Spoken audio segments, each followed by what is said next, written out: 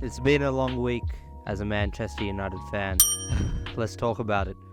This is Erik Ten Hag, the good, the bad, the ugly. You saw the video I did on Ollie a couple of years ago. It's only right if I do one now. Alright, how do I feel about Manchester United this season? The team that I went across to Europe, spent thousands of dollars, and lost 3 times while I was over there. How do I feel about them? Pretty shit to be honest. There's 2 ways I describe this season. There is the rugby season and the slutty season. And I'll break that down for you. What is the rugby season? Okay? At the start of this season, when Ten Hag declared war on Arsenal in pre-season for no reason, but I'm all for it, he said this, and I quote, "We really looked into the history of Man United, we looked at the qualities of our players, and then we said, what do we want to be? We want to be the best transition team in the world. We want to play dynamic football. We want to play with speed. We want to play aggressive out of a very good team spirit." Now, when you say that, and I watch one of the worst teams in the world of all time at defending transitions, and you wanted to be the best team in transition in football, transition works both ways, my friend. Why do I call it the rugby season? Here's why, okay? Somewhere, somehow, this season, we have watched Casemiro, Bruno, Maguire, Onana, Evans, Varane, Lindelof, whatever name you can think of that plays centrally and towards the back of the pitch, maybe even in the middle. They are given free license to launch the ball at our forwards, tell them to chase man for man, press, and then we'll get into it. The pressing structure is ridiculous, but that is how Manchester United attack games. Every game, no matter the opponent, it depends all on long balls. Now, I named a couple of names. Casemiro, okay? 5 Champions League, age, experience, whatever you want to call it. Look at what I've got for you on the screen right now. Is this a player, ladies and gentlemen, that we can rely on now? 4 or 5 year contract last season when I told you guys, think about what Casemiro will look like when he no longer has legs, and we're seeing it 2 seasons in, okay? With Kroos and Modric, you can get away with some of this. You can build up without Casemiro, but at Manchester United, my friend, you have to be able to play the ball. And for Casemiro, it's not only about what he's not able to do, but about what he does. He likes playing long, risky balls. You look at the best DMs in the world, what Casemiro used to be, they didn't really have that in their locker. They controlled themselves and, in a sense, controlled the game. And then we get into our friend Bruno, okay? First, in terms of passes that go offside. 3rd in the league, in the Premier League that is, for passes that get blocked. You wonder why we are so direct, so transitionally focused. There's a way to do it, Erik. There's a way to do it. And the way you're canvassing these players into these little spurts of addiction to playing fast, playing long, it's not sustainable, and that's what it's been so far this season. And look, I'd love to blame Bruno. I'd love to blame Casemiro. Over a couple games, sure. But this is my pyramid of blame, fellas, okay? For a couple games, for a few games, I'm happy to blame the players. From there, the doctor, the surgeon of the team, has to be able to make a prognosis, make a diagnosis, okay? Has to be able to see what's going on and what can he do to fix it. And over the extended period of time that I've seen this, that you've seen this, okay? Ten Hag is either complacent with it, he's okay with it, or he doesn't know it exists. And those are 2 crucial flaws in being an elite manager, but a manager in general, guys. Look, I can talk about the lows all day, but this season, somehow, people were saying it on Twitter this week, if you put our best goals out there, the highs were really high, okay? You're talking comeback wins, like Bruno against Fulham.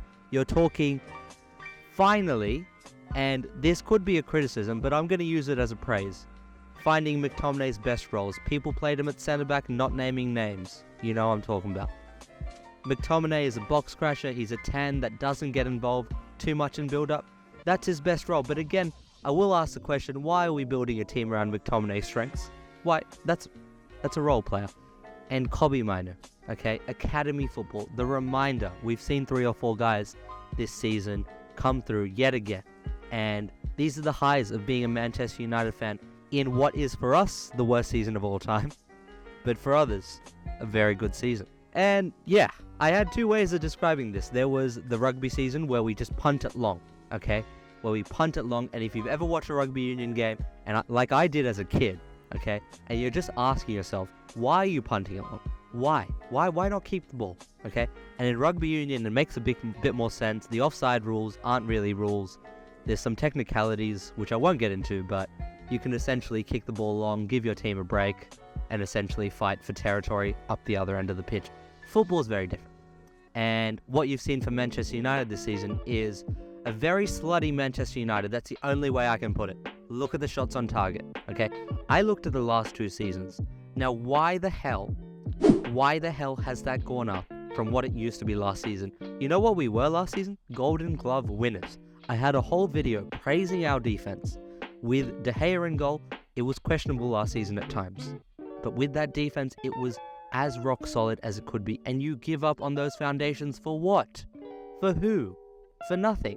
And ultimately, conceding a lot of shots, to me, comes down to the pressing situation. People talk about football as this 11 for 11 game, okay?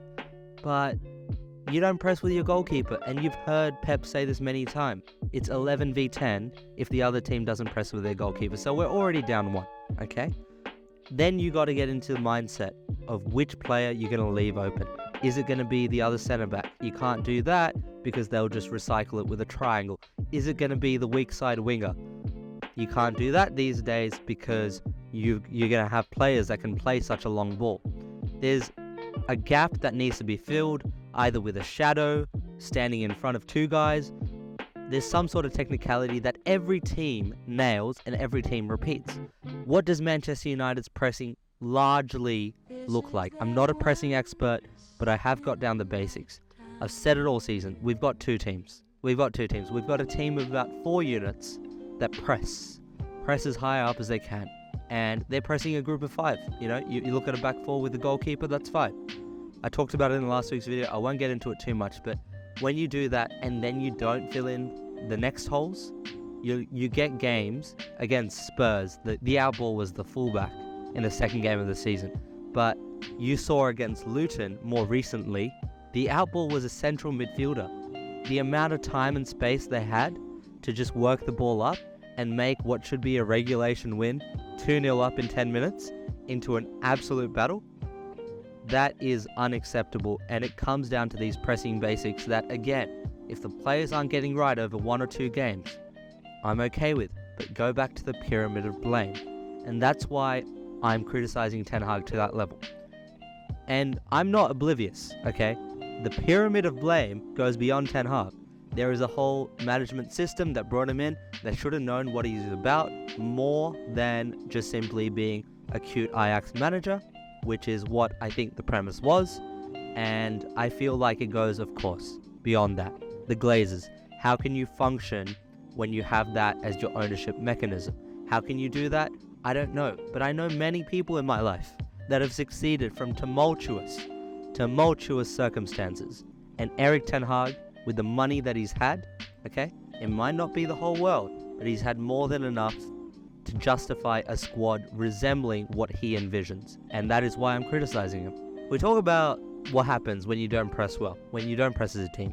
And I think it goes back to the fact that we concede so many corners. So many corners. You look at so many of the games, set pieces have been crucial. We are one of the worst teams at set pieces, and we fired a set piece coach halfway through the season. So, you know, I'm not even going to get into that. Bruno Fernandes.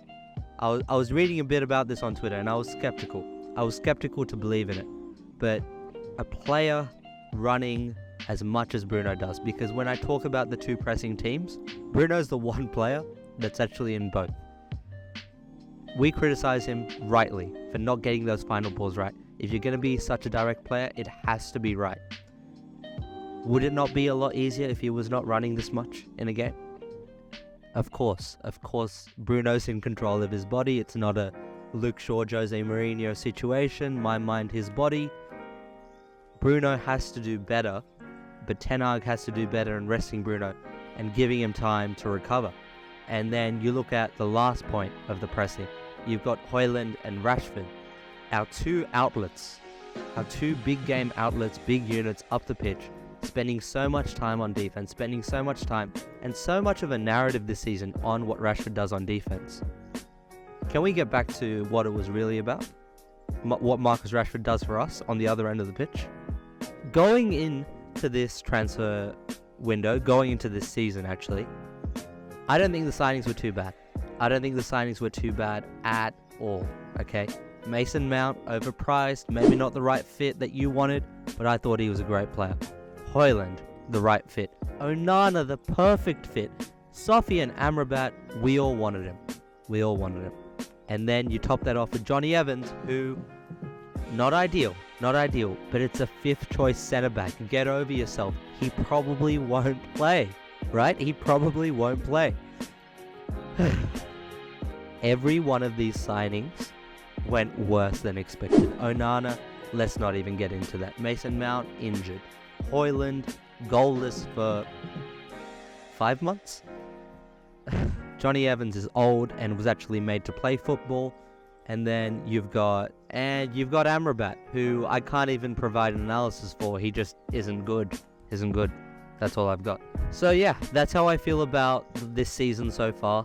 However the FA Cup final goes, I don't think it'll change my mind. But it's really interesting to think about how we got here in the first place. After such a successful first season, how did we get into the dilemma, the depressing situation that is Manchester United today? Okay, to take a look at that, I went all the way back. I went all the way back to the day Ollie gets sacked and Ralf Rangnick walks into the building. Now, for a lot of people, Ralf Rangnick was this overnight savior. I was in those Twitter spaces, and the way people were waxing lyrical about this guy, it just did not make sense to me. I was talking to Peter that weekend when Rangnick came on board. Rangnick all of a sudden wanted us to be this fun pressing side, right? Do you do that in the middle of a season? Do you do that in the middle of a season with an aging squad? Do you just decide without even taking a look at your players? He is such an idealist, that guy, and it just was not the right fit. I think the shape that he was playing, particularly towards the end against Atletico Madrid, can't play Bruno and Pogba together. You've got your star wingers essentially playing as fake number 10s, wide number 10s, whatever you want to call it. They aren't playing in their best position, and all the best players aren't even on the pitch. It was tough. It was tough for Rangnick. And what happened with Lingard, what happened with Martial, and what, of course, happened with Mason Greenwood, they showed that a Manchester United manager has to be able to manage personality, and I'm not talking about Mason, I'm just talking in general here, fellas, but you have to be able to manage extenuating circumstances, whatever it may be. You have to be not only an excellent coach, but an excellent PR machine. And Ralf Rangnick wasn't that. Erik Ten Hag isn't that. You've seen issues with that, obviously, with Sancho. Yeah, then we get into our first season with Erik Ten Hag. Pre-season's very cute. I'm down in Melbourne taking photos with Ten Hag, okay? But 2 games into the season, you face Brentford. And this game essentially decides what Erik Ten Hag's future looks like for the next 2 years.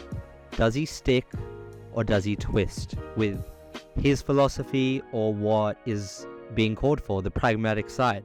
And this game raised 3 key questions. Can you press with Ronaldo? Is Lisandro Martinez too small for the Premier League?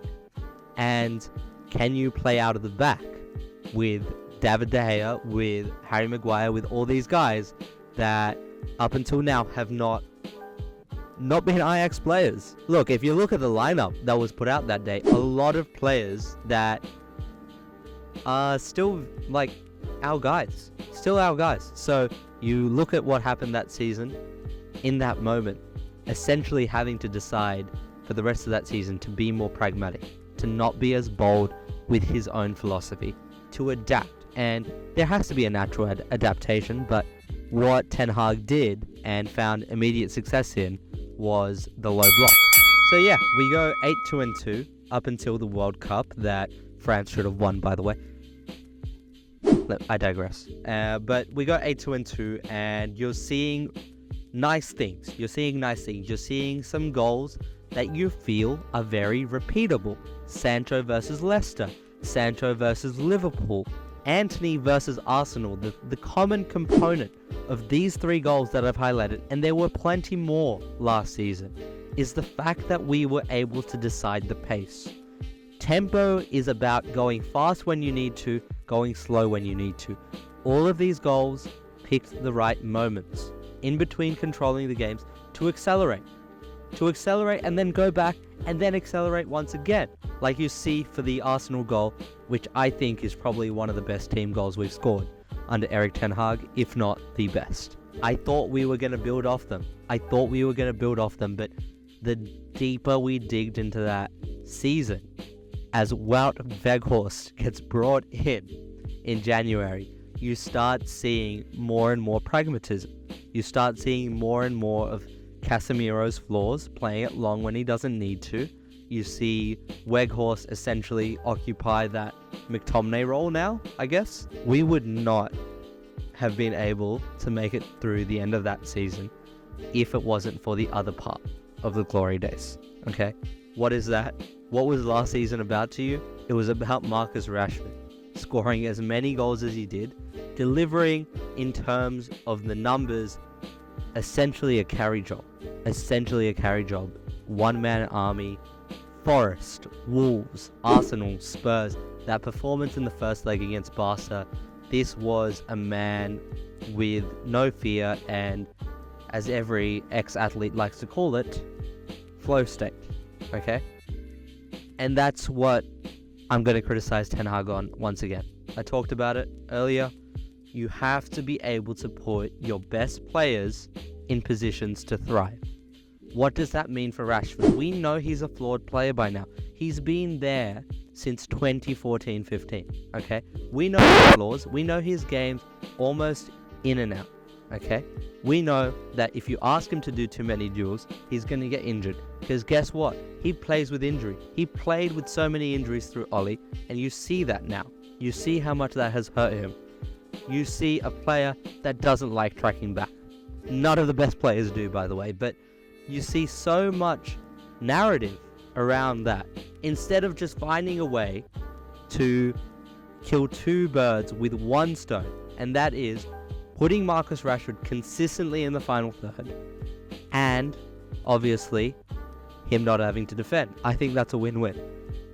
For me, Rashford's best position is playing off of a striker in a 2, and that's why I'm always a proponent of a front 2, or maybe even a diamond like we saw against Brighton earlier on in this season, okay? I look at what Rashford can do from those situations. You think about Mbappe in the World Cup final, letting the team progress the ball and essentially just being an outlet and a chaos merchant in the final third. I think that is Marcus Rashford's destiny. Yeah, so those were the glory days. I put glory days in lowercase. Why did I do that? Because later on in that season, we versed Sevilla and we versed Man City in the FA Cup final. And these are what I like to call the D-Days, ladies and gentlemen. Why was Sevilla a D-Day? It started off so well. It started off so goddamn well because you've got Sabitzer on loan, scoring 2 goals, probably more than Weghorst did. You're up with probably about 20 minutes to go. You've got an opportunity to cut the ball back and score a third and nail on a Europa League run on top of an FA Cup run, on top of a top 3 finish. The season is going as well as it can, but no, you make that mistake. Leacher goes down, and with it, our defensive rock, our build-up rock from the back. And then 2 own goals in the last 5 minutes of the game. You cannot write scripts like this, but these are the scripts you get with Manchester United. Bro, I can't even do this. Alright, we played Man City. In 12 seconds, Ilkay Gundogan had the audacity to score a volley from the outside of the box. In the second half of the game, Ilkay Gundogan hits a shot that bounces twice from the edge of the box on a set piece left completely open that crawls into De Gea's net. And what do you get when you do those two things? You get a treble on the wrong side, on the East Blue side of Manchester. And this is where I leave you, fellas. That is two seasons under Ten Hag, the half season before it. I don't know where this is going anymore. I don't know what Manchester United looks like without winning. What is Manchester United DNA if we aren't winning? Because that's what so many casual fans, and I'm going to put myself in that bracket because I'm new to this. I'm not a lifelong fan. I'm not from there. But I don't mind putting myself in there for this one, okay? What is United DNA, okay? When you go to the stadiums, when you go and watch the games, you realize quickly the majority of match-going fans do not have an appetite for slow, possession-based build-up, okay? They don't have an appetite for it, and you have to make a very bold decision. You have to make a very bold decision because those fans are not going to move, and if you are going to stick with maybe a slower style in some games at home, if you are going to do that, you better goddamn win the game, because that is the only thing. Hiccups. That is the only thing that has stopped Man City fans from starting a revolution this season. Obviously, you've had the glory of Guardiola going into this season, but if you had to watch that football and they were mainly getting draws and losses, you would not be able to live with yourself. You would not be able to go home happy at the end of the day. Results can justify anything, so any manager that doesn't pay respect, that doesn't play that fast football that United fans love to see, unfortunately is going to have a shorter time frame if they don't get results. And then you look at the other side. What is one thing I, as a Manchester United fan, can look at in this team and genuinely just be happy no matter what the season is? And that's the youth. Cambuala against Liverpool. Another gem in a sea full of stones. Is that a saying? Kobe Mainu, I'm not going to say too much because whatever expectation you have of him, he's going to beat it, and he's going to beat it before he's 20. You've got Forson breaking through. You've got Garnacho, who broke through last season, who has no fear. I know grown men that have been in the league for 5-10 years with so much fear, so much doubt, okay?